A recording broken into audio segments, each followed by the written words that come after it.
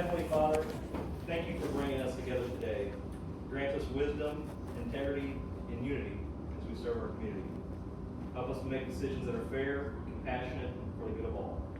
Guide our words and actions with respect and understanding. Bless this meeting and everyone present. In Jesus' name, amen. Items of review on the agenda is citizen participation on the floor. Any person wishing to address the Board of Aldermen was asked to sign up. To do so upon entry this evening. If you are inclined to speak but haven't yet done so, please return to the entryway and sign in. Providing your name, address, and indicate that you wish to address the board. For tonight's meeting, we'll be inviting city residents to speak first, followed by county residents and then visitors. At that point, I will call your name. You would ask that you approach the podium and restate your name and address prior to making your comments. Each person will be limited to a single visit to the podium. Speakers are asked to limit their comments to 3 minutes or less and are strongly encouraged to provide new information rather than repeating what has already been said. If you agree with what has been said previously but simply want your name entered in the record, you may indicate that when your turn comes. Please note tonight's meeting is being recorded to ensure we can take proper minutes and accurately record your questions and comments. The board will not be responding to individual comments, but instead tracking the questions, and we will ask staff to respond at the conclusion of the public comments. This will lend proper structure to the process this evening and will also eliminate our need to answer the same question from multiple speakers. Obviously, if the folks you see here are readily available outside our formal meetings, and we welcome and encourage your feedback on this or other matters affecting the city. That said, this will be your only opportunity to offer your thoughts during this evening's meeting, as comments from the floor will not be taken during the regular meeting. Although certainly welcome, you are not required to stay for the remainder of the meeting. You may exit the council chambers in a quiet, respectful manner. So with that, we will start with the first page. Brenda Winkler. Okay, so I have to number. Brenda Winkler, 112 East St. Joseph, Perryville, Missouri. And I'm here to address the data center. I was hoping you would have more of the information and then you could take questions. But that's not how it'll work, right? Can I ask questions and you answer them? Okay, is it a done deal? Do we have a data center coming? Oh, you writing down questions? Yeah, but I'm going to respond at the end for everybody's question. Gotcha, okay. So is it a done deal? Is there a data center coming? Correct. Where? What has been Okay.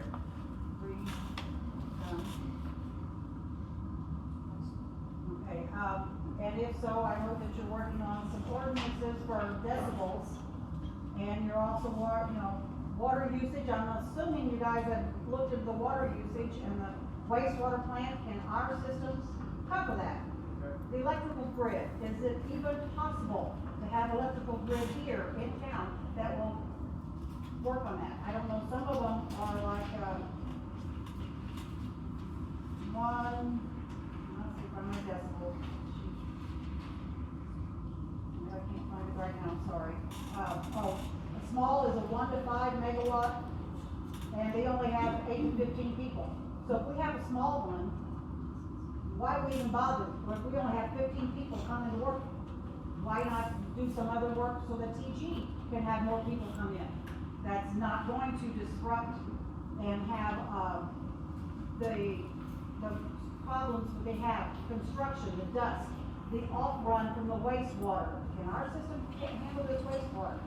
Some of the things that they talked about, that it could be biocides, corrosion inhibitors, heavy metals, salts and fine particles,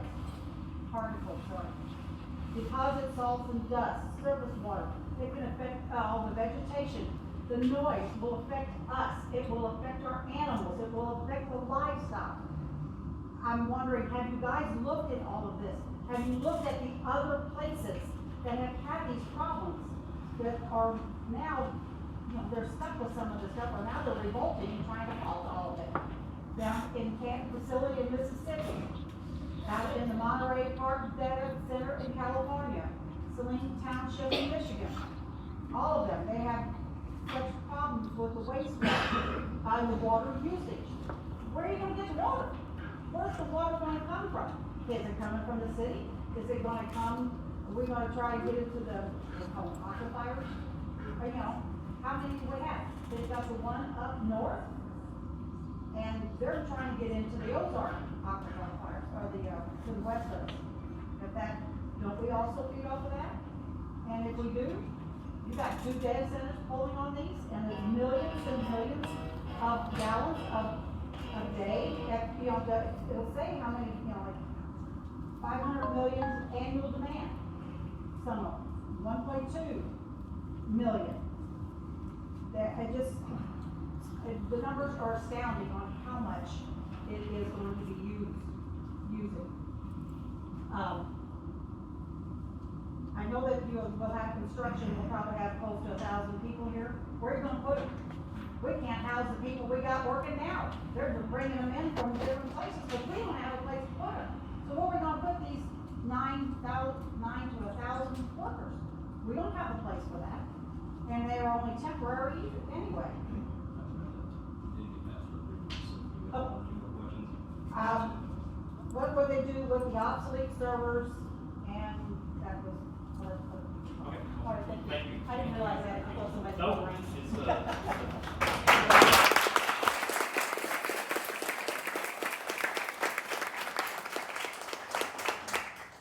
So as we said, we'll do city residents first, so next will be Paula and Jay Lots.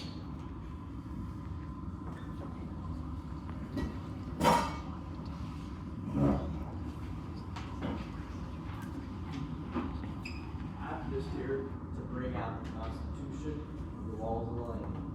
So if we have another meeting that all citizens that are represented here, thank you. I just want to read what the laws of the land provide.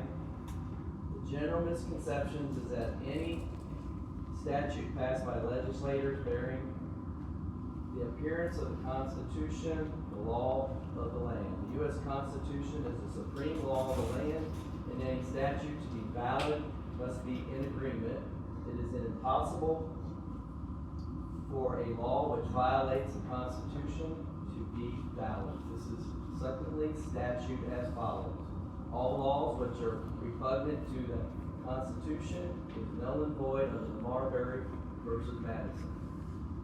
Where rights are secured by the Constitution are involved, there can be no rule making or legislation which should be advocated then. That's Miranda versus Arizona. And then a constitutional act is not law. It confers no rights, it imposes no duties, affords no protection, it creates no officer, it is in legal contemplation as an operative as though it has not been passed. And just reading from our Constitution and our God laws, the rights come from God, not the state. And our 7 last words from the Constitution is by the Scriptures of Acts, we must obey God rather than man. So that's all I have to say.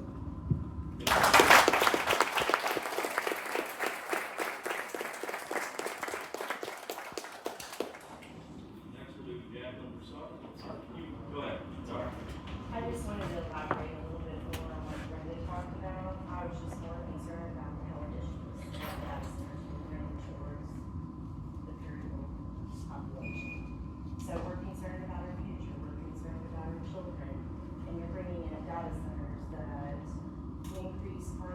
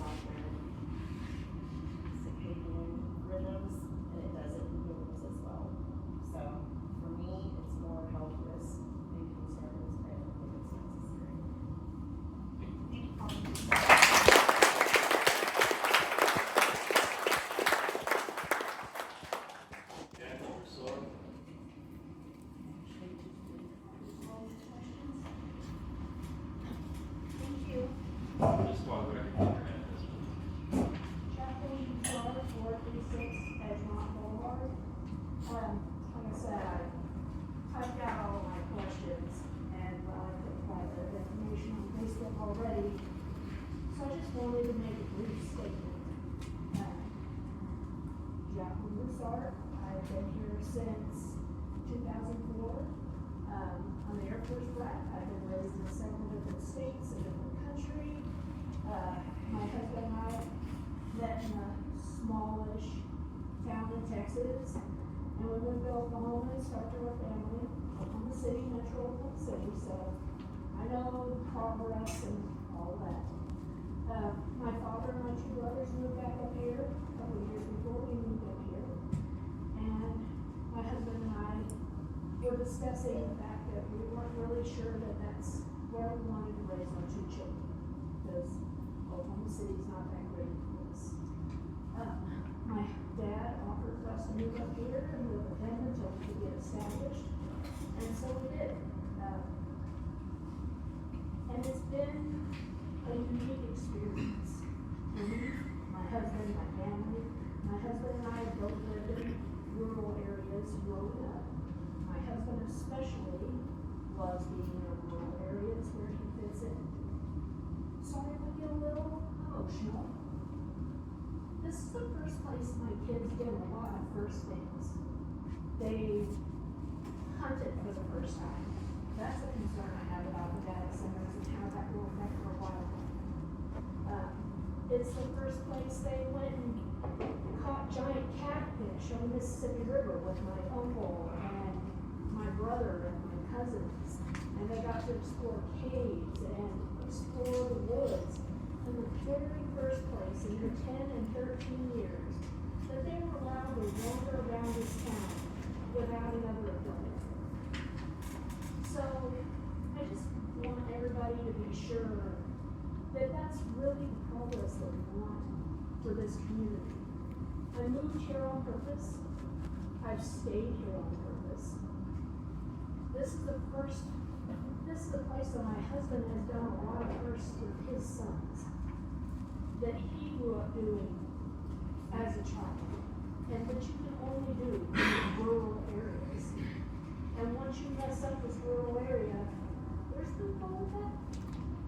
You can't take it back to a rural area.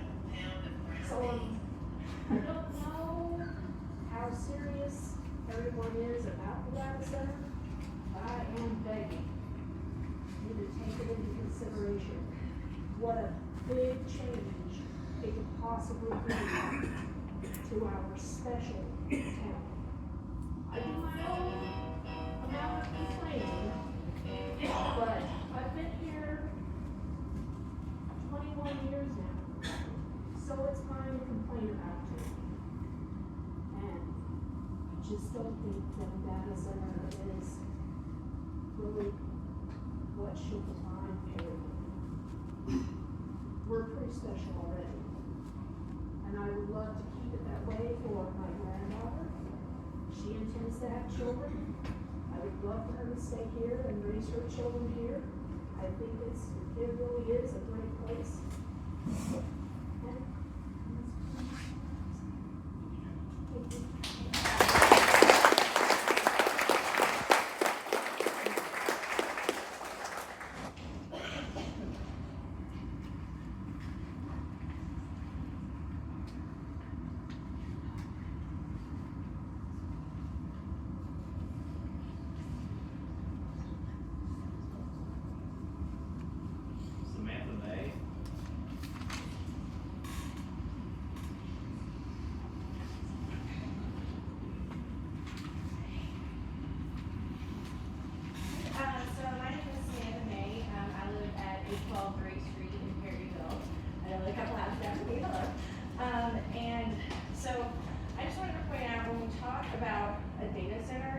What are we really talking about there? Because there's a difference between just like a server farm. It's got your data from your bank and your medical charts, and these giant data centers that do generative AI and make videos of people that don't exist, and make pictures. You go on ChatGPT and say, make me a flyer for my yard sale.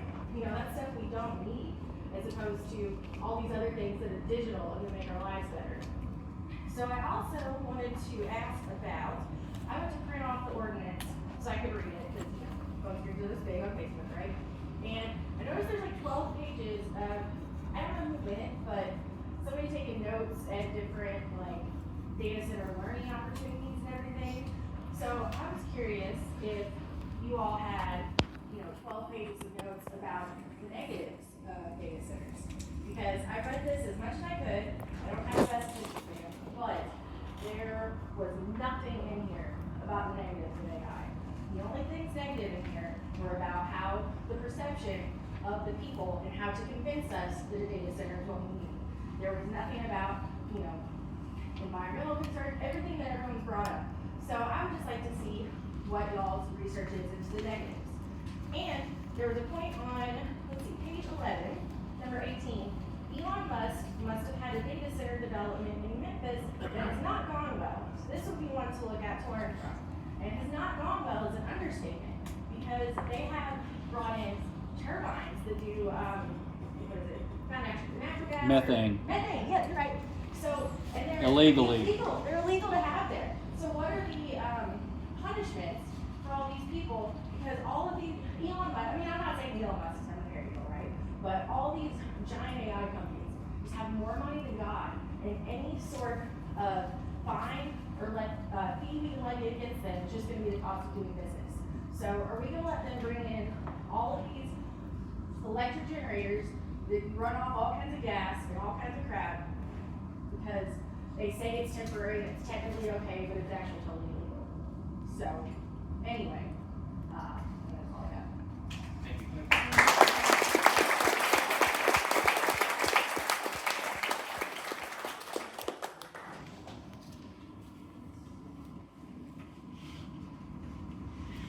Nancy O'Brien.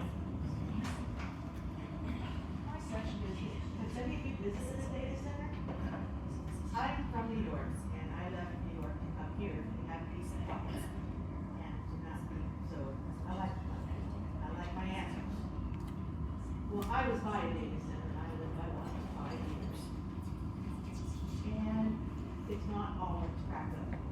My question is, one, it's not a loud noise.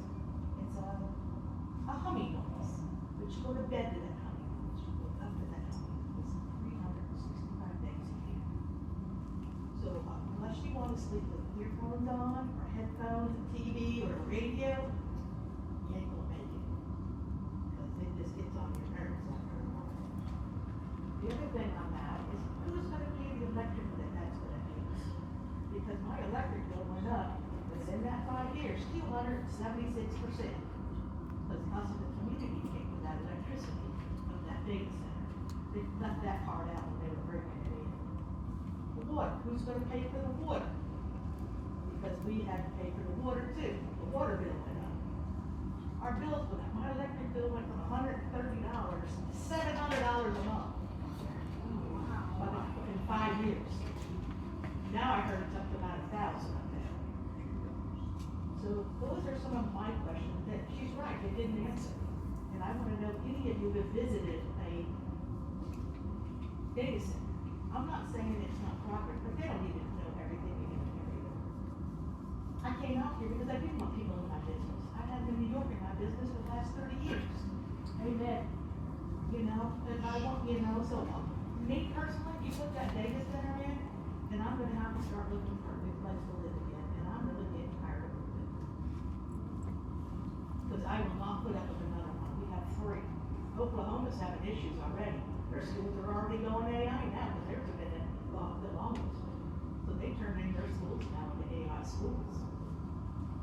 So how far are you going to go? What I would do. It starts out, okay, the first year, we didn't have no $500 electric. But after that first year, it didn't turn out so bad. And the people did get sick, especially people who have chronic asthma. Because all that steam coming out those stacks comes from the heat. It has a slight smell to it. It's not TG's worse, but it has a slight smell to it. But it's kind of on the picture side. There's mold and mildew get up in those stacks, and then you're breathing that in. And they can't get it out because the steam will never stop. And then God forbid the power will go. Now that's where you get the noise. You wanna know, turn on 20 generators at one time and stand there. Now that's the worst, but that they call temporary. Thank you.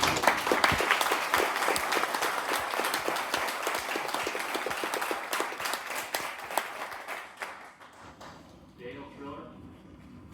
I'll yield, they're doing a good job. Okay, thank you, Dale. Let's see here. We do have some that are question marks. Lara Hager. We're just concerned about our kids, our grandkids. Come on up.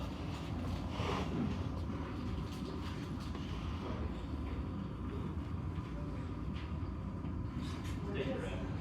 My address is 12 Perryville, Missouri. Thank you.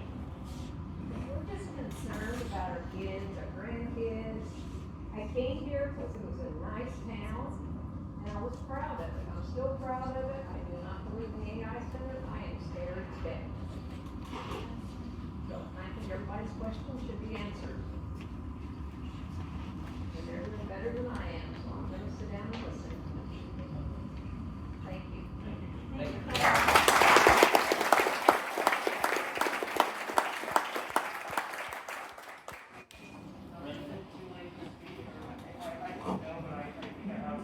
Are you on this, Yeah, Jackson Turner, I originally put no, but I'd like to ask some questions. I got you as a yes, no Jackson. Alright. Brenda Hopper, your question mark, would you like to speak?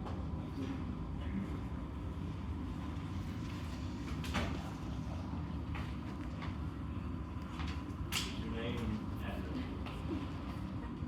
Brenda House at 408 North School Street. And my little Bleckley Park is right behind my house, and there's a big cave, and the cavers come to check at least once a month.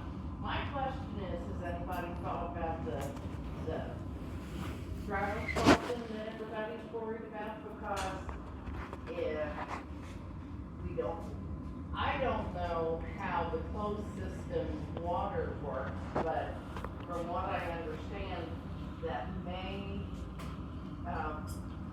deal with the aquifer, and that may harm the bridal sculpture that everybody's worried about. So that was my question. Thank you, Brenda.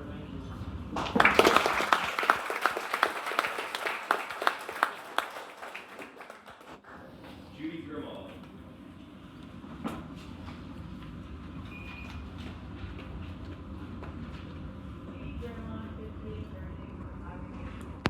I just want to make it known that I highly oppose the state's, for the health reasons, with all the health things that are going to be put out into the air, there's already enough cancer in Perry County. Thank you.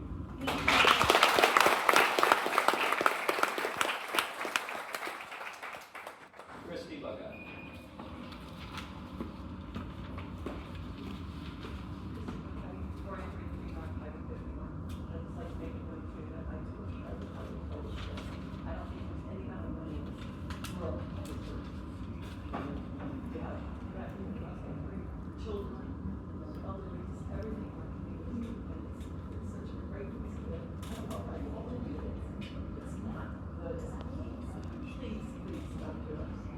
Thank you.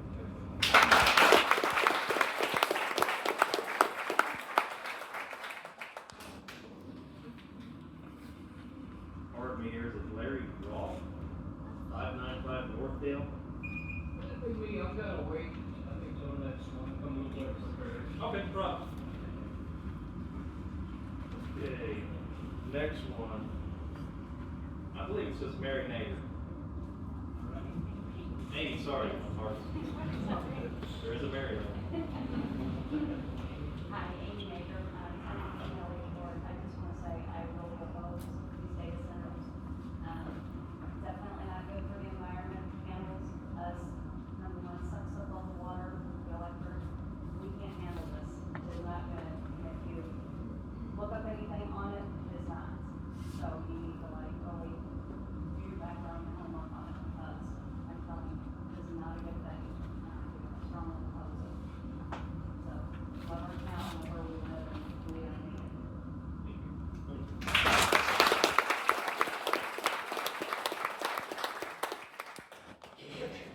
Charlie Geringer, I have nothing at this time. Neil, I was looking forward to that one. You'll get those later on, Rob. Neil Draw,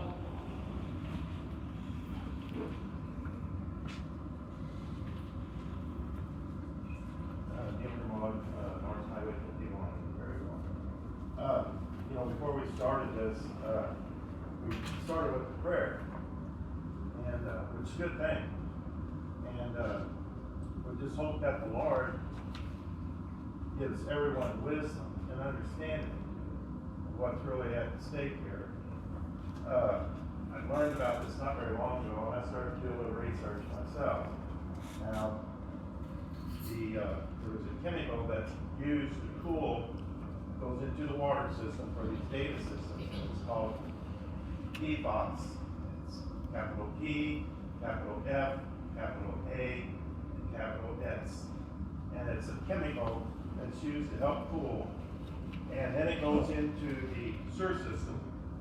Okay, now this is very highly toxic chemical for the environment. You can look it up, you can find it on your phones, and this information's out there. It gets into the ground, the water, the air, spreads out to the environment, and they call it a forever chemical, meaning it never goes away. It can take 1,000 years. Keep this all in mind. Yeah, it sounds all good, you know, brings in, I understand that this is supposed to bring in some money to the community. I was born and raised here, have a lot of siblings, family members here. I know some of you people and have known for a long time. My question is what's wrong with our county or city now? We do pretty good. We got a pretty good sustained county and city here, and the businesses thrive pretty decently. It's not perfect, but it's perfect enough for me, and I bet most everybody here.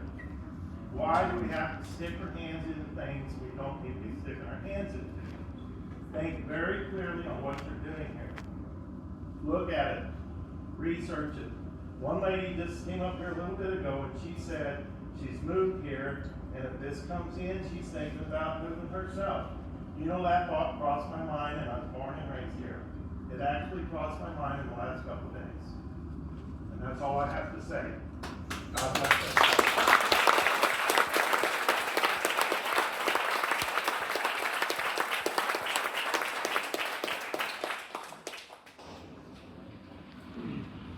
Jackson Turner,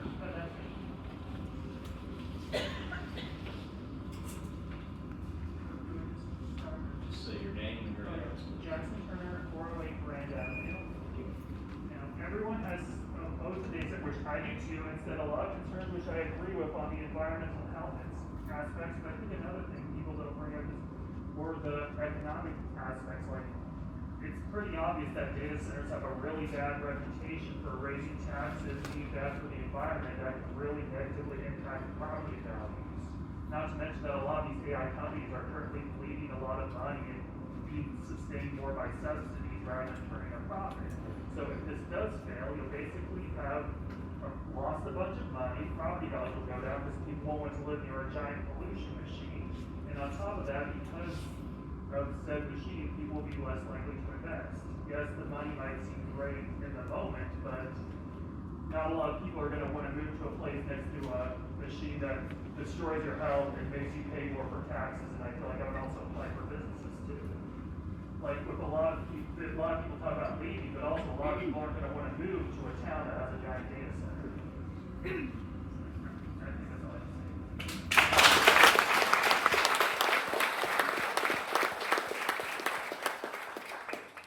Ed Rogers,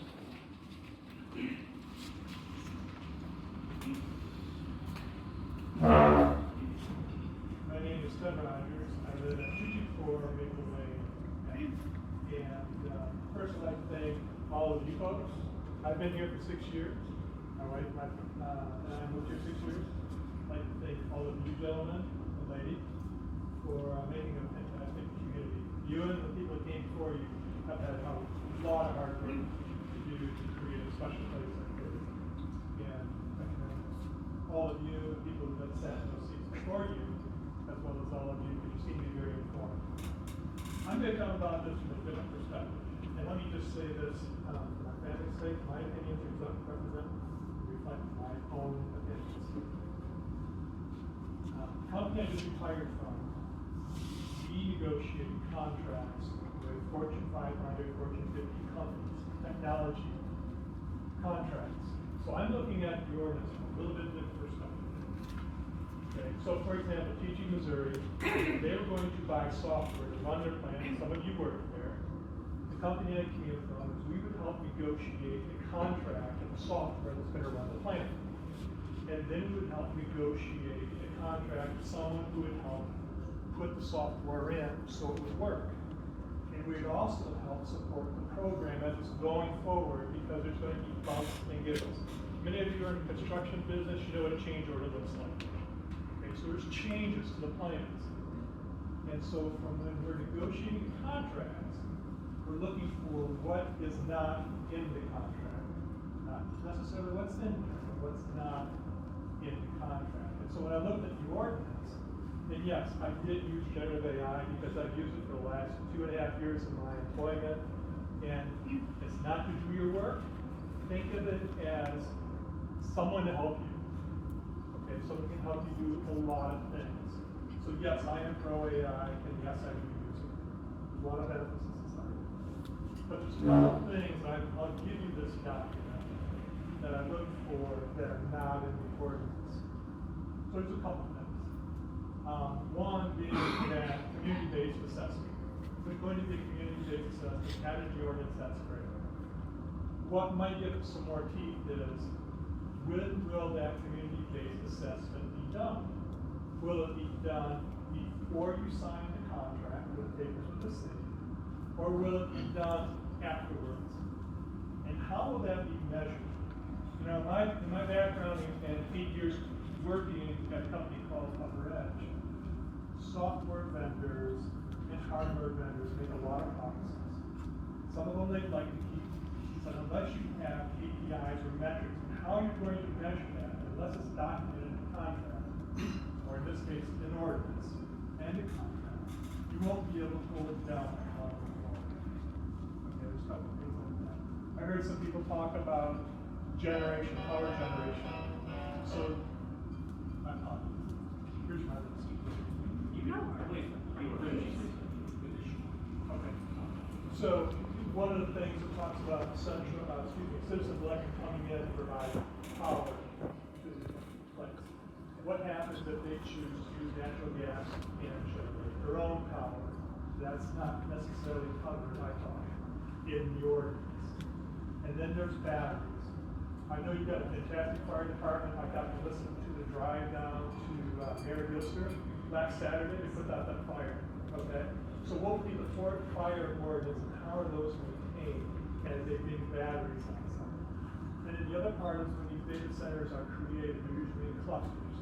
So how will that be measured in terms of capacity, water usage, things like that, and other areas. And then I'm concerned and interested as a taxpayer how the data center would be taxed. I know the state of Missouri gives us some leeway, but there's also some other things I don't completely understand as far as property tax, use tax, and the real property tax. So I'll leave it to the experts to do that. My last word of advice. I don't know if there's companies that advise cities on how to draw the ordinances or work the contract. I know you got some very smart people here. Okay. But we've also negotiated, my former life, we've also negotiated against some of these companies. And as I said before, they have a lot of smart people there. And so having a third party, someone can help you make sure you meet your obligations as well as contractual ones. The vendors compliant and how you're going to measure progress along the way is my last words of advice. Thank you very much. Thank you.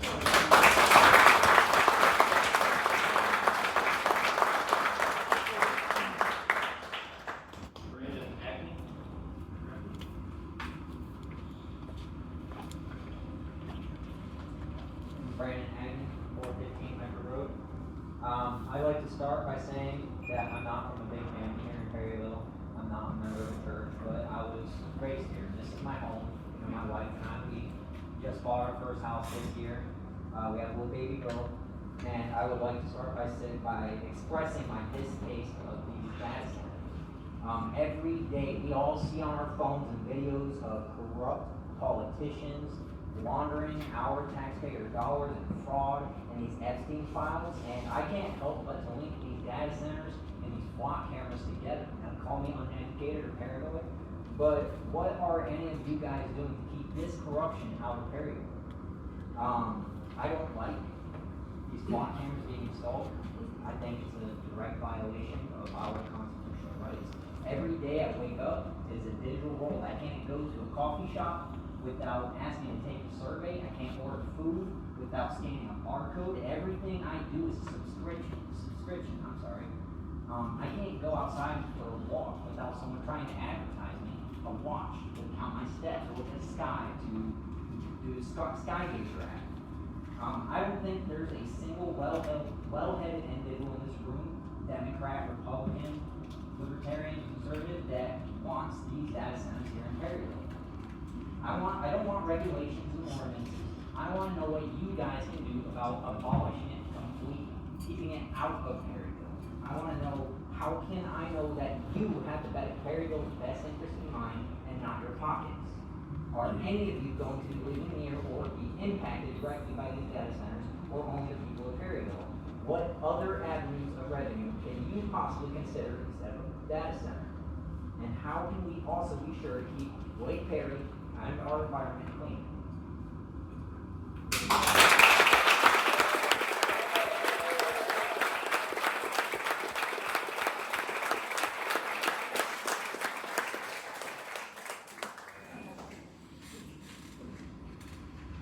Lisa Immenoffer?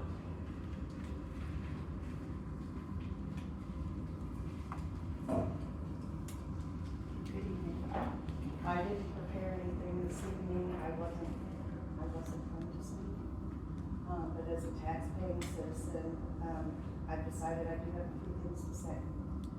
I'm not accusing anyone on this board of anything, but as a taxpayer, I felt it was very sneaky about the way that the representatives have gone about going without any public knowledge ahead of time. I had to find out on a Facebook post on a private Perryville page. And I'm not saying, like I said, that anything bad came or anything but as a taxpayer, with something this life-changing, because this would be life-changing for everyone in Perryville at the data center. And I think that things like that need to be put out in the public with a little bit more notice than just last minute, oh, hey, I happened to see a post, and oh, hey, you can come to the meeting, but we're already gonna start deciding things. As a voter, I take a lot of offense to that, because I voted for something.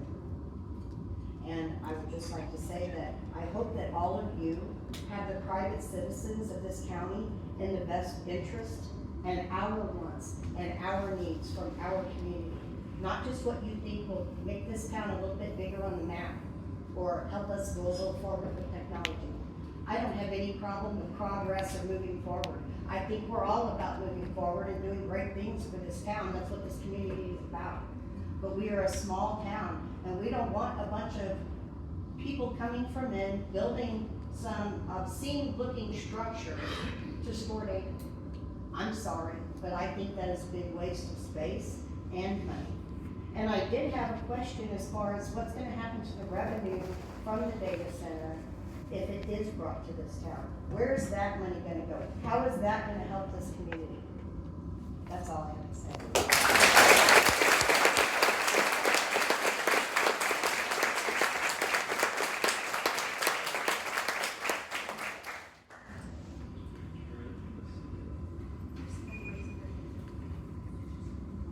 Yeah, I put on an N to talk that I didn't want to talk, but all right.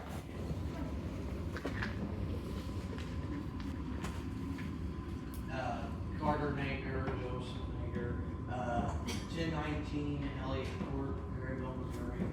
I just wanted to say, from the research I've done, I highly oppose the data centers, and I did just want to back what actually a few people have already said, let's use our heads and our minds with how we think about this and not the money that gets put in our pockets. Thank you.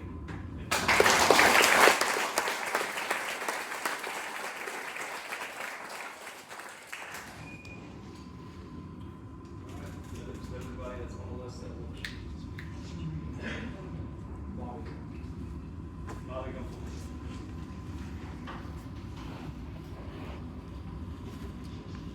Steve Ponder, I have a pretty great job in Perryville, Missouri. I wanna know who's gonna benefit from the data center. Who are these people? Are they locals? Are they foreigners? Are they out of towners? What have they done in the past? Without this information, we cannot know what their sins are prior to arriving in our community. So it cannot be repeated if they've already failed miserably over and over again. I don't want someone coming here taking advantage of our constituents, our infrastructure. You talked about the Ozark. Anybody ever been down there? Hey, it's one of the most beautiful places on earth. If they tap into that for their poison, you can't put that back. None of this crap that comes here can be fixed once it's established. Who benefits from this? Are we gonna give these people a tax break, but they don't have to pay taxes and just take money? And then when it's time for them to pay taxes, we give them another break, and another break, and another break, while the people working in here don't get that break. I can't go downtown and say, I'm not gonna pay my taxes. Well, you know, you're employing a bunch of people, so we're gonna let you go, okay? We already have enough crap in our town affecting the people in this good town. We do not need more. And as far as AI goes, I understand, where to go?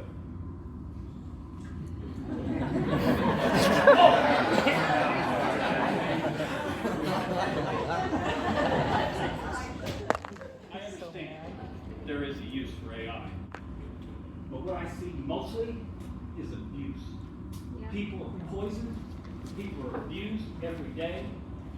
I don't need it. I'm gonna do my work myself. If I need help, I'm gonna find competent people to help me do that.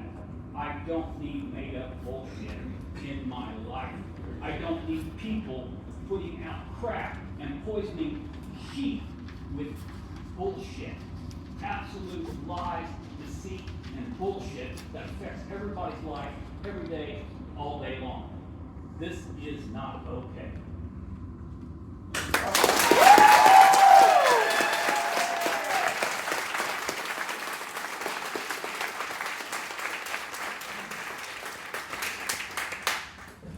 That's say something right quick. I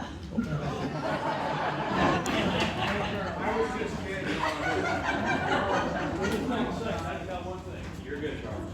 Charlie Barrier, 39 PCR 701. Please don't sign any non-disclosure agreement. This county does nothing. Yes. Amen. Yes.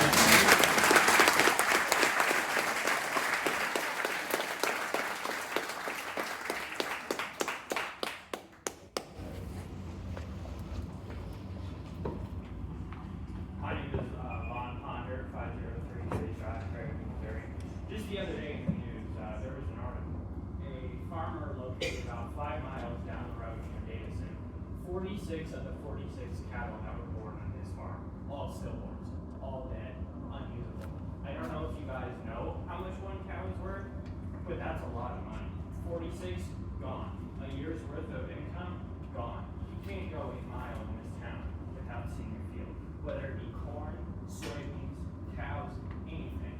Have you guys seen the effects of this water, even in a closed loop system? That water has to go somewhere eventually. There's not enough chemicals to clean it. It has to go back in the ground somehow. Can corn grow in that? No. Soybeans? No. What about the animals that drink it? We have a whole system of caves running under our town. But where's that water go? That water goes down, right into the caves. All the endangered species, everything. What is living in that water? Them. Anything that has to drink, deer, any of you guys who hunt, what are you gonna do whenever everything starts dying off because of A, noise pollution, or B, water pollution. Deer, turkey, squirrels, everything. Everything is affected by this except for the people who are getting paid by it. Where is the money going to? So they're trying to raise the taxes to help fund the school.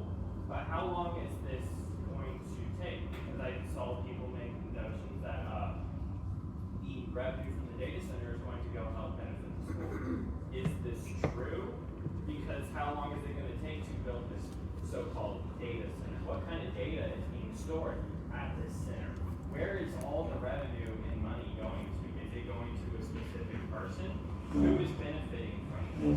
Who is going to cover our electricity costs once they start using 10 times the amount that our grid is supposed to hold? I don't know if any of you guys have this issue at your house, but in our neighborhood, every day we have multiple power surges because the grid was not built to sustain that many homes. Where is this data center going to go? Whose grid is going to be tapping off of?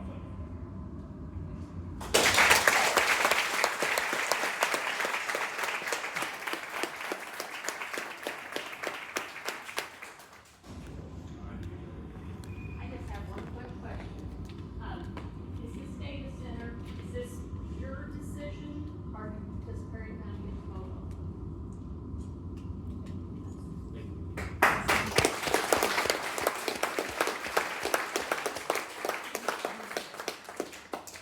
All right, we will close the public comment this time.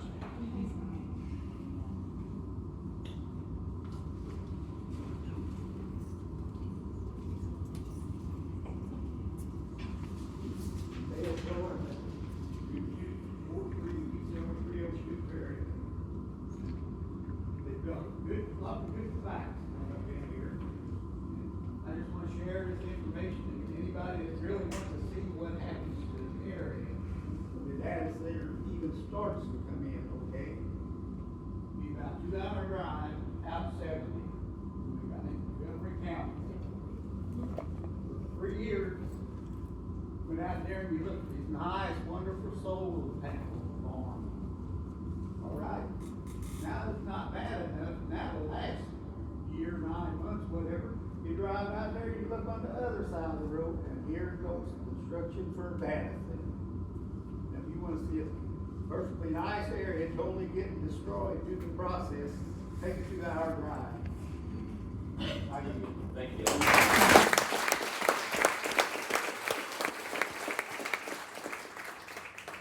All right, we close the public comment.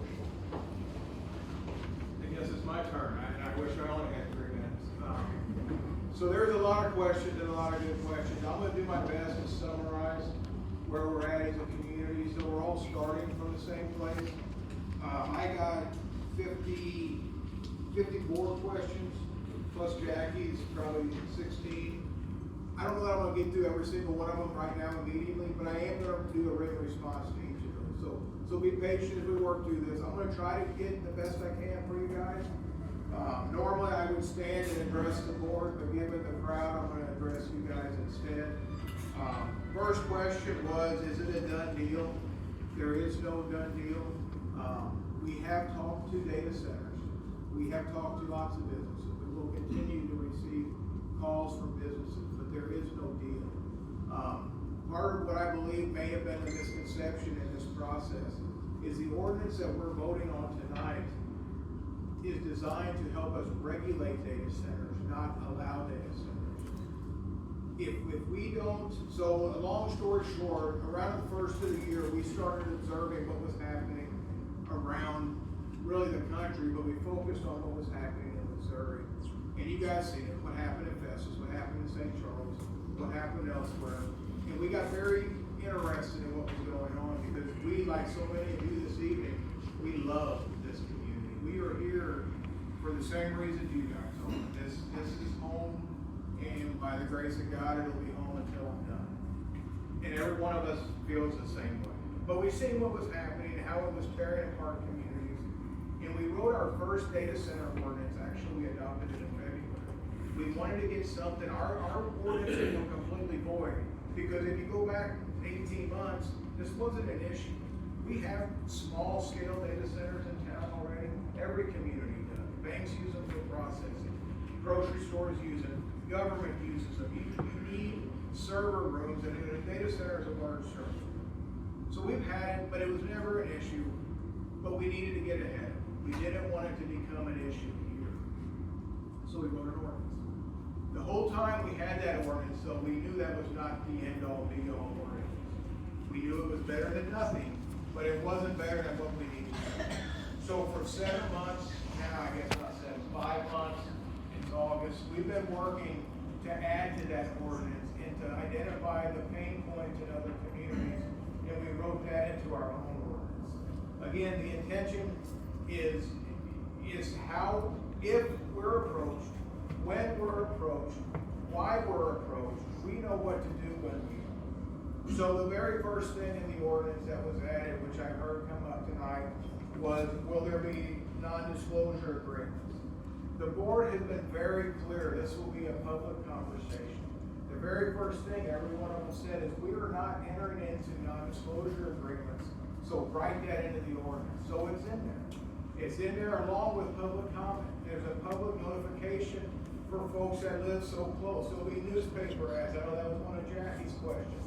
We'll have newspaper ads. It'll be posted if someone approaches us. That'll be done. Is there a data center coming? So to answer that question, to build on it, no. We do not have a data center in agreement. We have not. In fact, the one that we talked to, we said, if you want to do this, what we want you to do is we want you to come to the community, introduce yourself, and talk about some of the things that somebody else mentioned. Where has it failed? What have they done? Where were there other projects? So we can go look at those. So today, I have drove past data centers. I have not visited data centers. I have not gone on the tour, the in-depth tour that we would go on if somebody approaches us.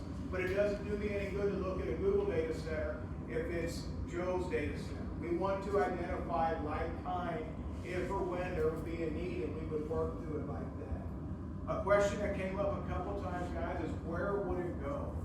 So the city of Perryville owns our industrial park, and we have for several years. We have about 103 acres, but it's divided into essentially 4 pieces of property, and they're small pieces of property. So when we talk about data centers, and we talk about the size of data centers, we don't have that land available. All we have is 100 acres, but it's divided by Highway 51. It's divided by Route 8C. It's divided by Wisher Road and Toohey. And all those roads circle it. So what we have is small tracts of land.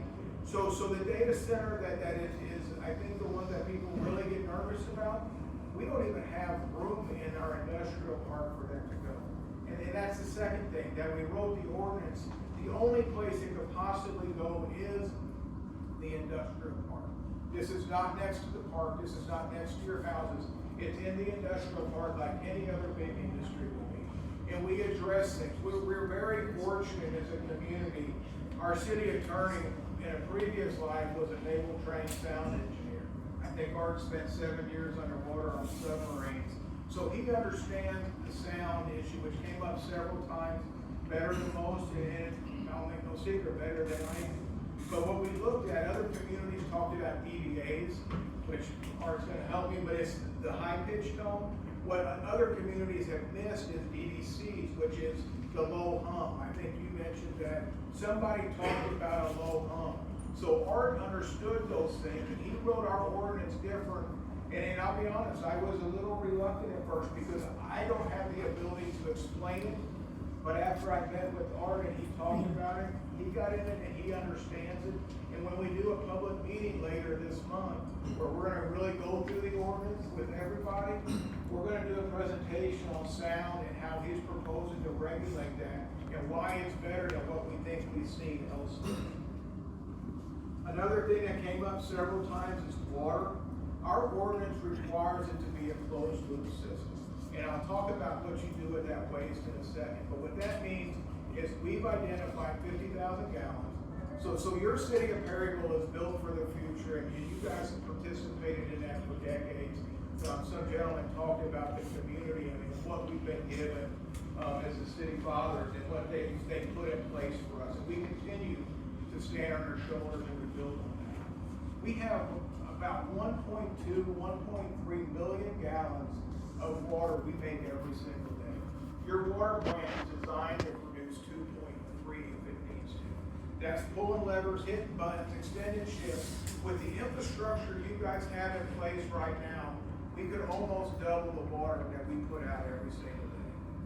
But the ordinance was not written to allow for that. In fact, it was quite the opposite.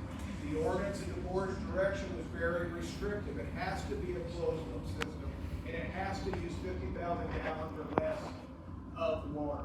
If anybody wants 51,000 gallons of water, they have to pay to put that infrastructure back in, which brings our capacity back to where we started. That's how the ordinance was written. There's some concerns about the wastewater. So with the closed loop system, as much as I understand it, it's built like a radiator in your car. You put the water in, and then it cycles, and eventually you will have to flush it. That's come up. So the city of Perryville already has in place pre-treatment ordinances for the stuff that you're sending us to the sewer. Our sewer plant, you guys given us, we opened it last year, 2 years ago now. State of the art, very good plant with lots of capacity. But even TG has to do pre-treatment before they send us their waste. There was a time Gilster Sugar Water was hauled literally to MSD in St. Louis by truck because that's where they could treat it and process it. So we have an ordinance on the books already that's going to talk about pre-treatment. It's going to talk about what we eventually receive and how to make sure that when we put it back out, it is out safely. We take our water from, if you're driving out T Road, essentially Silver Lake, it comes to us, most of it, about 85–90% is surface water. And then we put it back in the surface. At the end, it goes to sinkhole creek. So that's where our water goes, and that's the process. There was a question about the electrical grid, and I'm obviously not a citizen electric. I can't speak to that. You would have to ask those guys about that. What I can speak to is last year, the state of Missouri passed a very unique law that other states are trying to imitate and duplicate. And what that says is these large load users have to pay their own fare. So it is not passed on to every customer. If you're an industrial or an investor-owned utility, Ameren is the closest one we have, Cape Toronto's Ameren, Jackson's, City of Jackson. Citizens Electric has an ordinance, so it's in a very similar way. So again, I am not going to speak to citizens, but what I've been told is that the user, and then I can speak for some of the things we've done. If you need the extra electric, you generally have to pay for the extra electric. There was a question made, if it's really just a small number of jobs, why is it even worth it? So I've talked about the footprint of our buildings. What's going to happen in Montgomery County is probably going to have, as we're understanding, 250 to 500 jobs for each of those. We would never have that size. This is a mega site. Ours, if it came, it would be much smaller. So I think the number was 10 or 15 jobs. Why is that important? So what we've understood about our local economy for a long time is we don't have the ability to do traditional economic development. Crystal, who is our economic developer, can't go get a company of 500 people because we don't have 300 people that could work there. What we do have, though, is a small number of people who are highly qualified. And if you can get 10 jobs or 12 jobs or 15 jobs at $100,000 a year, generally speaking, that would be the right size investment for our community. Again, the merits we can debate all day long, but a small number of high-paid jobs, those generally are good for communities, and our community could absorb that size if given the need. The construction, our ordinance requires that it be constructed so it would look like the buildings around it. So it's not the monstrosity, I think was the word that was said, but it is supposed to look like it belongs in the industrial park. It's supposed to be built of a similar construction as what you would see in the industrial park. Have we looked at other places? I touched on that. Not yet. I drove past the one in Montgomery County, and I will look at other ones. There's a big one in Memphis. We talked about that I'm interested in going to see. But if and when somebody would approach us, that would be the one I would wanna see. So at that point, Crystal, myself, others would probably make a trip. I know Montgomery County, when they got serious about this, they loaded busloads up, and they went to the data centers for the companies that were wanting to come to them. And they seen firsthand, and they listened firsthand to see what it was like. The question was, where does the water come from? I think I've addressed that, where it would come from. Can they get into the aquifer? One of the things that we wrote in our ordinance, guys, is 50,000 gallons, closed loop system, with an absolute prohibition of digging into the aquifer. If you, by city ordinances, if you want to dig into our aquifer, and it could be for a calf-cow operation, it could be to water your garden, you have to have permission from the Board of Aldermen. In our ordinance, we wrote that nobody gets permission, and that was how we're gonna protect the aquifer. And a lot of these things that we're talking about, I think it's important that everybody understands these regulations are limited to the city limits of the city of Perryville. If you are in an unincorporated part of Perry County or any county in the state, all those vents are off. So the safeguards we're trying to put in place for our community, again, it is not as much as an authorization, but it's a regulation, because we have the ability to regulate those kind of industries when they come to town. But the only way we can do it is if we write the ordinance before they get here. So as we propose this ordinance tonight, and we're proposed for a second reading, and my recommendation to the board would be to see that through and have a second reading. Because I promise each and every one of you that what we're gonna approve tonight is better than what we have on the books now. And I would also promise each one of you that as we continue to work through this promise, through this process, through this obligation we have to get it right, what we do next is gonna be even better than what we have now. If anybody has visited with me, I visited with some of you guys personally and privately, and I'm happy to. But this is the second iteration of what I believe to be 3 or 4 processes. And if we continue to evolve as this industry is changing, it shouldn't be the last ordinance that we write. And you guys can trust us to see, and you can watch. Last Friday, I posted on Facebook. I highlighted the concerns that we were hearing so everybody could see exactly what that ordinance does. But we're the only people in our county that can do that. It's the city limits of the city of Perryville that gets to regulate this. The suggestion was 900 to 1,000 people for construction. Where would they live? I don't know. Again, what you see in Montgomery County on a large scale, hyperscale data center is not what we would see in Perryville. That's not to say they couldn't do that in Perry County, but that's not what we would see in Perryville. And where those construction people would live, I don't know, guys. I'll be honest, the people that built the bridge found houses to live. They hire people locally. A lot of our contractors, they get the work. Some of them will come in and they'll live in campers or some of them will do hotels. Some of the guys from Ames bought houses, and now 4 years later, they're gonna sell those houses. I can't tell you where they would all live, but, I also don't think it'll be 1,000 people that would want to come. One of the things one of the questions is, what do you do with the obsolete servers? And what happens when they leave? I took that as what happens when they close. So the board was clear that we needed to address that as well. So our ordinance is written in such a way that one, if you come, when you leave, you have to put it back as it was. If you don't do that, you have to consider selling it to the city for $1. There's reasons that a city would want a large vacant building, because then we could go to Crystal and we would have something for warehousing. So those are the 2 choices, the way we wrote the ordinance, is that you have to, if you build it, if you get permission to build it, and then you want to close it, you have to make it look like it did before, or you got to sell it to the community for $1 so we can put it to good use.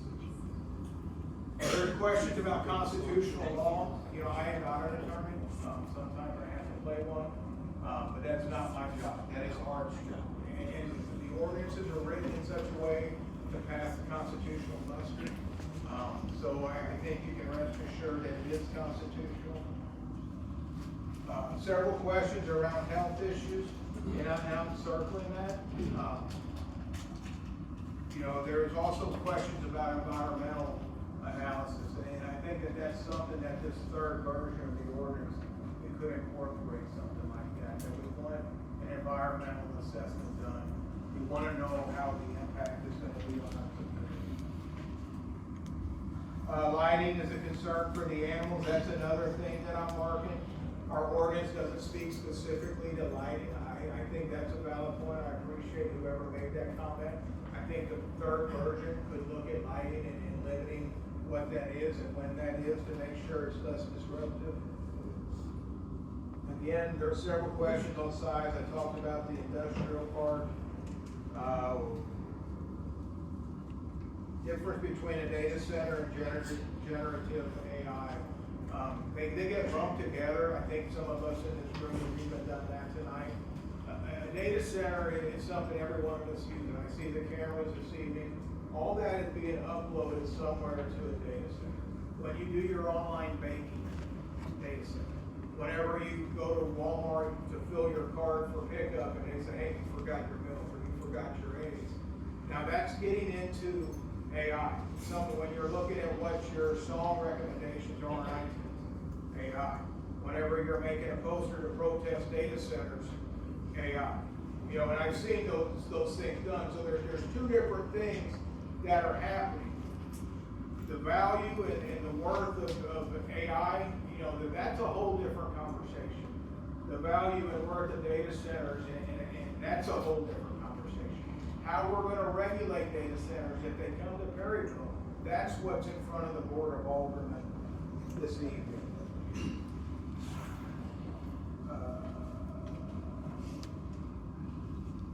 There was a question on what was our research on the negatives.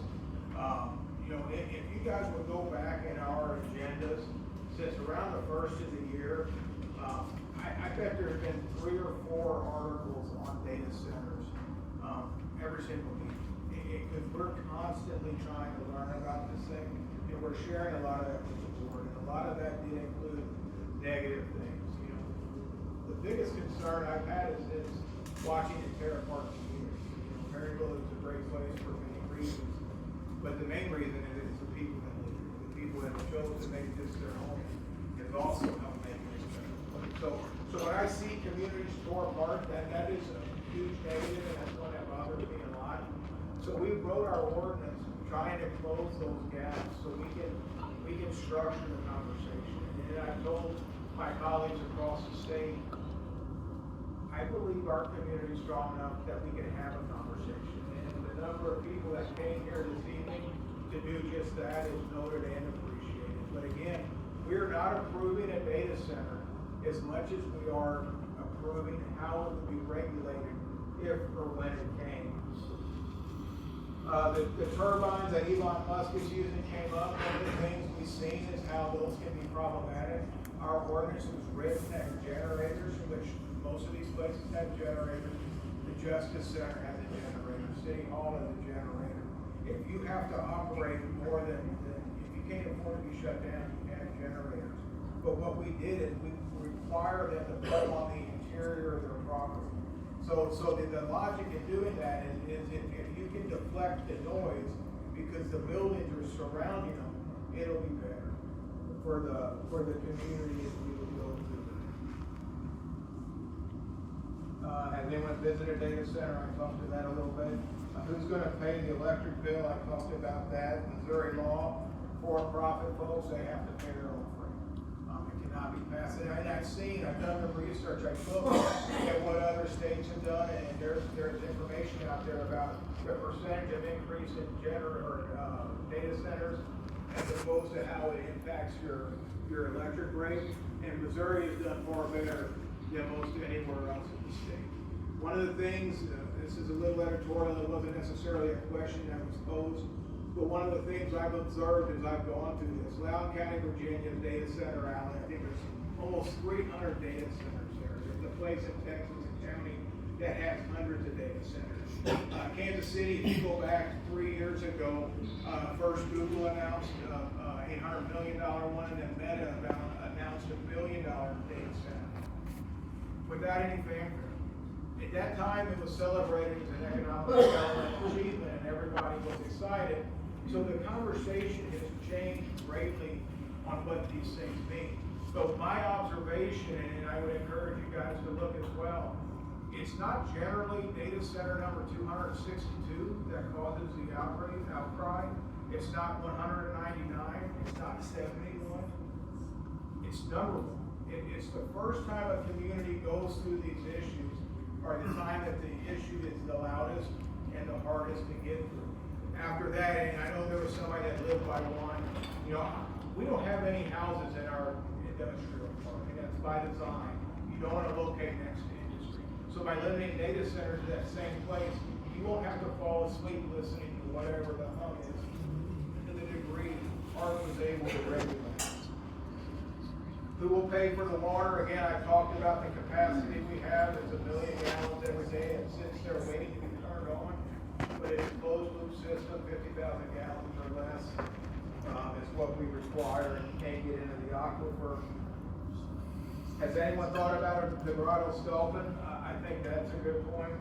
And that's part of what would become in that environmental assessment. You know, the Grotto Sculpin is ironically pretty close to my heart. I've been involved since the very beginning when we had the first meeting at the Higher Education Center. I've seen it, I've held it, I know exactly what you're talking about. And the reason that fish is important, because the water you drink is the same water that fish swims in. If we can protect the water that fish is swimming in the same way, we're protecting the water you're drinking. So the runoff would be no more than what you see from any house that has a roof. It's just a very large one. Gilster teaching, all of those receive stormwater and they all run off. But the water that would be sent to us for treatment would be treated. We would likely, based on the tests that we would do, require to be pre-treated before we got it or hauled off. And then after that, it would be processed through our industrial park. PFAS, you know, I am familiar with PFAS. There's a lot of regulation likely forthcoming on PFAS. Most everybody in this room is wearing something that likely contains PFAS. If you look at it, it is a forever chemical. It does not go away. It may be used for cooling data centers, but it's also used for everything from why your cheese sandwich doesn't stick to your pan whenever you fry it to the clothes you're wearing. That thing is everywhere, and that's why there's so much attention being paid to it now. So if it is used in cooling, you know, the federal government has that on their radar already on how to address that. One of the questions was the community benefit analysis. When will it be done? And who will get to see it?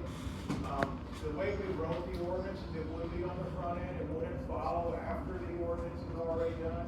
And what we've seen in other communities, and I think one of the articles I shared this evening with the board talks about Montgomery County. They did $7 million worth of streets and road integration. There was a $3 million firehouse they provided for the community. I met with the commissioner up there, and he said, look, my people deserve nice things too. I'm gonna go from being the feeder school district to the school district that gets into the community. But all that would be outlined for the community in this community benefit analysis. And then you guys would encourage the board that yes, this is a good enough deal that the community should do this, or no, we should have more. But all that would be outlined in that community benefit analysis that would be done before the thing is licensed. One of the unique things that we did on this evening, that again, if the board approves it, most of the time, if you want to open a business in Perryville, you come in to get a business license. Currently, they're $10 on the low end. I think if you're a bank, it might be $150. Somewhere in there, we're reworking that ordinance to streamline it. But you guys understand the gist of that. If you want to be a plumber, you get a business license for $15, you're a plumber. We don't check licenses, we don't do all these things. So that's how most all businesses in the community work. What we've done on this is it's allowed by right. If you're going to be in the industrial park, you can build a data center there. But we have a licensing process that the board has to then approve. So all the questions, most of the questions that have been asked are going to be a component of that license. Where is it for? Who is it for? Who are the people that are building it? Where does the money go back to? Obviously, if you follow the names, you can follow the money. All those things are going to be outlined and presented to the board of aldermen board says, yeah, all this stuff is good, this is a legitimate company, we like what they've done elsewhere, we've seen it, we're comfortable with it, this community benefit analysis shows that there's gonna be benefit to the community, at that point, the board can license it. And then if they so much as decide to move a building on that property, it could void the license. So the board will have control at the beginning, and they'll be able to maintain control through the process where those surprises can't happen. Again, that is very unique to data centers, or I don't know that we've done it for any other type of business, but it was done to ensure the community still has a say as this process unfolds. Somebody asked, can they make their own power? And if you guys know that the community has a natural gas system, we do have some capacity there, but we don't have, that's getting into the weeds, but so if a trunk line is this big, each community buys so much of that trunk line to get natural gas.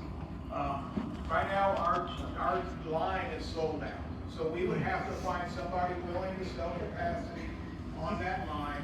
We have to make sure the line coming from Perryville all the way to Perryville is big enough to bring that extra gas through. And then we would have to make sure that they did it by natural gas. I think going forward, you will see data centers use a bring your own power approach. I think you'll see everything from small batch nuclear to generators. Somebody said they may start with a generator to gas. You know, but I don't know how that would work. That the business would have to figure that part out, but it would be in the plan presented to the community. Batteries and fire, that's a good analysis. You know, it will be built to fire code. We do employ building codes throughout the community. There will be no exceptions made on this. Data center clusters was a question that came up. You know, all I can tell you is what I've done already with the 100 acres of industrial park property. When that's gone, that's it. So even if we would get a cluster, it would be a cluster of very little data centers because that's all the room would be there. He's a salesman for data centers. If you guys choose to leave, that's fine, but please do so quietly. Don't disrupt everybody else. How would they be taxed? You know, where does that tax revenue go? In round numbers, property tax is 70% to the school. 10 to 15% goes to the city and county, and the rest to some other small entities. Data center would be property tax and no sales tax per se. I think the construction of data centers has already been exempted by the state legislature. So whatever property tax is negotiated, a lot of places ask for incentives, if there's incentives. The reality is whatever money goes would go to the school district primarily and first. Is there a third-party expert to review? That's another thing. That's a good point. We can look into that. How are we working to keep fraud out? You know, I don't know that I have an answer for that, but nobody up here is getting rich on a data center. The money will go to school, a little bit to the city, a little bit to the county. Money that would come to the city would then be turned around and used. This past year, there was legislation proposed on data centers that if you get a data center, you have to reduce your property tax by a similar amount. So there's things that are happening statewide. We don't know what those things look like yet. Several lawmakers have asked for a special session on data center regulation. The governor decided not to do that, but I'm certain it'll be a hot topic all next year when they get back in January. Fly cameras, you know, that came up. Again, it's a separate issue. That's for a separate day. I can tell you the city has no fly cameras. It's not something we've done. How do we abolish data centers? You know, the ordinance that you've seen, the ordinance that we shared was not written to abolish data centers. It was written to heavily regulate them. Again, I hope if that's something that the board wants us to explore, we would still adopt this ordinance tonight so that we can figure out if that's the next step that we want to take. But the ordinance is not abolishing. It allows for them under very specific and very restricted circumstances. Will any one of us live by it? You know, my answer would be no, because you don't live in the industrial park. That's where they're limited to. We all live in the city. We all live in the city, no doubt. Every one of to be an alderman, you have to live in the city. My contract originally required me to live in the city, now there's some wiggle room by one live in the city. How far do you think the noise is? Well, those are things, no, hang on, let me get to my question. How do we keep Lake Perry in our environment? You know, that's part of the environmental assessment. The ordinances were not meant to be sneaky, that was suggested. Again, we adopted our first ordinance through a public ordinance process that always in our agenda. We did it in February. We've been working ever since. You can look at the meetings, you can follow the information I've shared. And again, this is not the last version, I promise. There will be another version that will come. Another question on revenue, I talked about that. We will benefit from the data center. You know, everybody, I don't know who the end user is, because we don't have an end user. But I know that everybody in this room likely is using a data center. Whether it's your family pictures, your vacation, your Facebook posts, your Facebook video, your reel that you watch when you're bored at home. You're using a data center now. I just don't know that you would be using the one that would wind up in Perryville. I have no way to know unless we knew who that was. I talked about NDAs and that's an absolute prohibition. We talked about where money goes. Is this our decision or is there a vote? Again, the decision tonight would be to approve a more restrictive data center ordinance than the one we currently have on the books. So as the board goes to their agenda tonight, that is the decision. It's not an approval of a data center. It is approving how we would regulate a data center if given the opportunity. What kind of input, I'm going to go through Jackie's questions. Very well written, as I would have expected. What kind of input will be allowed? The board's heard everything. I got pages and notes. The whole thing's been recorded. There are gaps that are in our ordinance that are missing. You guys have pointed some of those out, like the environmental assessment. We'll get those in the next one, and we'll get them quickly, because as soon as somebody comes to us, that's the ordinance that we would unfold. So we want to stay ahead of them. County commission statement that the county doesn't have planning and zoning. I'm going to let them speak to that themselves. But essentially, the county can't regulate if you got a hog farm next year, if you have a data center next year. As a community, we decided we don't want county zoning, we don't want county regulations, so there is what you want to do with your property. If you want to mow your grass in the county, nobody can make you mow your grass. If you want to have a derelict vehicle in your front yard on blocks, you can do those things. So if you want a data center in Perry County, it's completely unregulated and it's the wild, wild west. It will be whatever the state regulates, but it would not have an ordinance restricting it like we have or like we're proposing for the city. Community benefits agreement, I've talked about that. We talked about a closed loop, water and 50,000 gallons is a limit. Anything more than that, they have to build capacity to restore that. We talked about written notice of property owners. There's 8,555 of us, so we limited just like we're running for representative. I just think, how are you? Thanks for coming. I was at your meeting up there and you came to ours here. Thanks for coming. Thanks for having me. Yeah. So anyway, on that, there'll be notice in the newspaper. There'll be notice in the city's agenda. If you're within 500 feet, you'll get a letter. Just like everything else. There's requirements on how we would do it. Sound standards, Art's going to do a presentation later on that at that next meeting. Water use, we talked about the closed loop system. Backup power generator, we talked about that. The city hall generator, which we do have because we need to go all the time for you guys, it exercises itself once a month for about 15 minutes. We can require them to exercise it on a Wednesday afternoon at 10 o'clock. You guys hear the fire alarms, we know that can be disruptive, but the tornado sirens sound first Monday of every month at 10 a.m. We can require when they would do it, but it would have backup generation. City ground at the airport, the city has about 370 acres at the airport. Unfortunately, all of it's in a floodplain, so it would not be a suitable location. The second challenge is that the electrical infrastructure is not sufficient. So the industrial park is the only location that the city would allow. We would not not entertain or consider the board.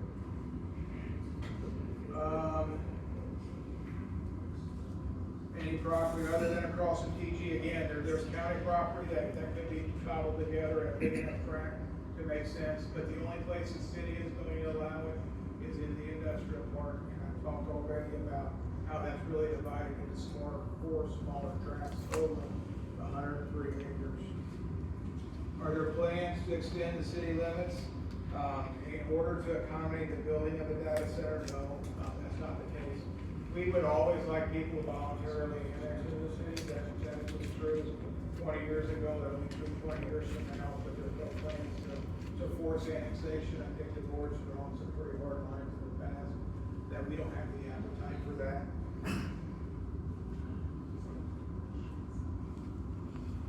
Yeah, regarding future updates to the ordinance, yeah, again, we've made notes. I can almost promise there'll be a third version, or maybe even a fourth version. There will be a public process. You'll see it on our agenda. You'll get to see very similar to what we've done here.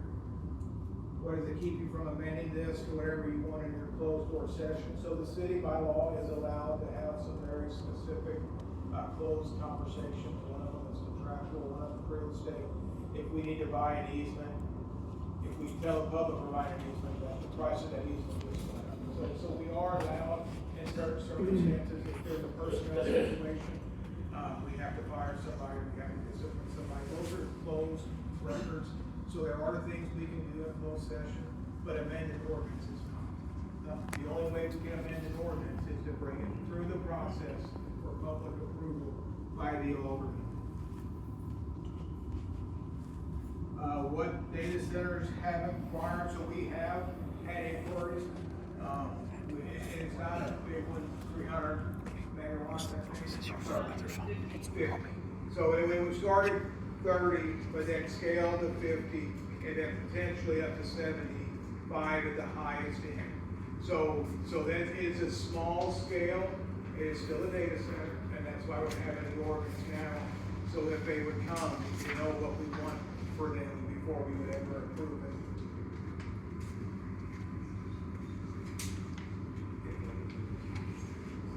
Okay. That kind of gets to the end of the questions. Again, we're going to work to capture these. My hope is they're longer than I thought, so it's going to take me a couple of days to get them out. But we will get them out. We'll make them available to the public for your friends that weren't able to be here. We'll probably post it on Facebook like we did the last time. I'm personally not on Facebook. So we'll be put in a Board of Aldermen's agenda where you can sign up. You can get a copy of our agendas if you're interested in following city meetings. Sign up. We'll send you an email every time we post an agenda and you can follow it. So, again, the public support, you guys being here means a lot. We are trying to regulate this to the degree and the extent that we think we can. And in some cases, probably a little bit beyond what other communities have done. So, you notice, and I'll conclude before I sit down, but you notice a couple of our friends are gone. This is dead week, so we're missing 2 aldermen and a mayor. It's not because this was the issue on the agenda tonight, it's because it's dead week, and folks have vacation. So again, the mayor is readily accessible, as are the other aldermen, as Seth read earlier. If you want us, find us, I'll visit with anybody, and I have, again, several of you in the room. So with that, I can deal with Seth. Points around the board, if I can add anything. I would like to thank everybody for being here. I'm Kate Martin, and I represent Ward 2, and I've spoken to some of the Ward 2 folks here. I appreciate that our community cares enough about our community to come talk to us about something that's so serious and that could alter the landscape of our community. A little background, I am sorry that what we were working on came out as though we were working with somebody and bringing a data center here. I think that raised a lot of concern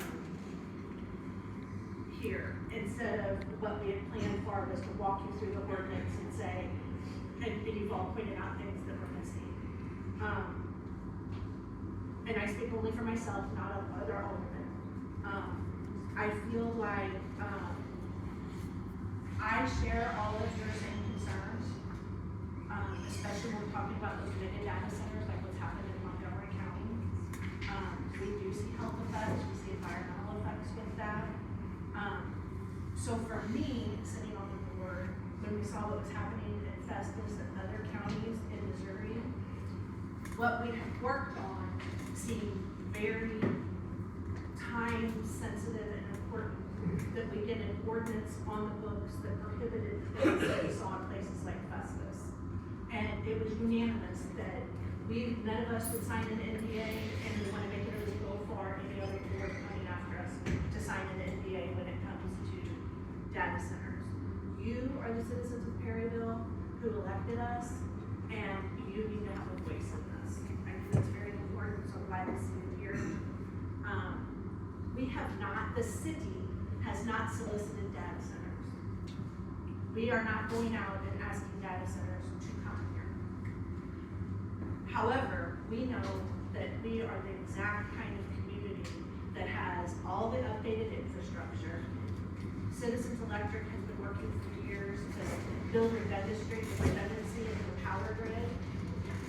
We look attractive to them. I hope what you're seeing as you're going through our ordinance is that this is restricted. It is not an opening of the door and the city asking people to come here. I think what we've heard here tonight, though, is many of you don't want to consider any proposal by any. And I think, speaking for myself as an alderman, I have heard you on that. If you have other people that you think need to hear and see the ordinance, tonight we're approving the presentation, the official presentation that we've been planning for the end of August, that will walk through what each of those aspects means. You'll have more of an opportunity there if you have other questions, but we all have a city email address that's on the city website. And then we've talked a lot, and I just want to reiterate what Brent said. The people who are here, who are elected, and our mayor have no control over what happens in the county. We've heard that we do not have the size of ground to accommodate something like these large 100, 200 acre, 1,000 acre, 2,000 acre data centers.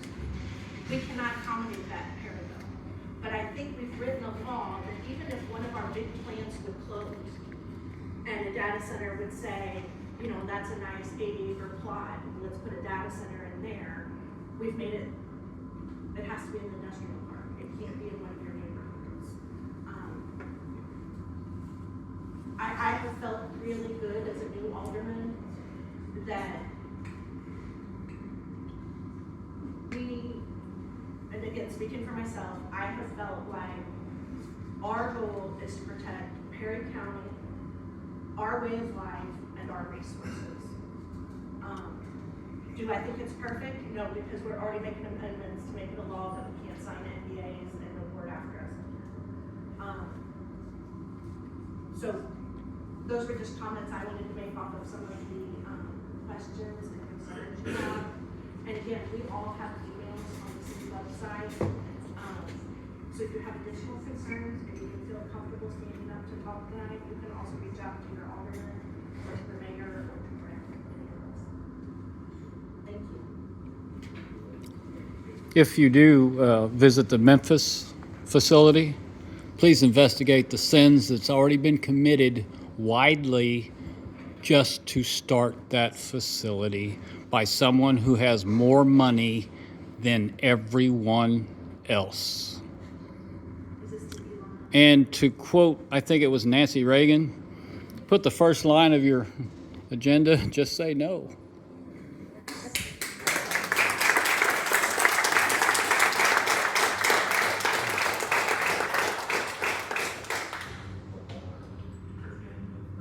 I'll just add, you know, our intention was to restrict.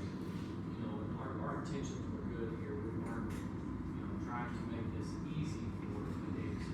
We were trying to restrict, trying to be open, and trying to avoid what happened. That's just so. I mean, that's our question here, right, as the residents. We're sovereign citizens, we should get the vote too. Why can't you just say no?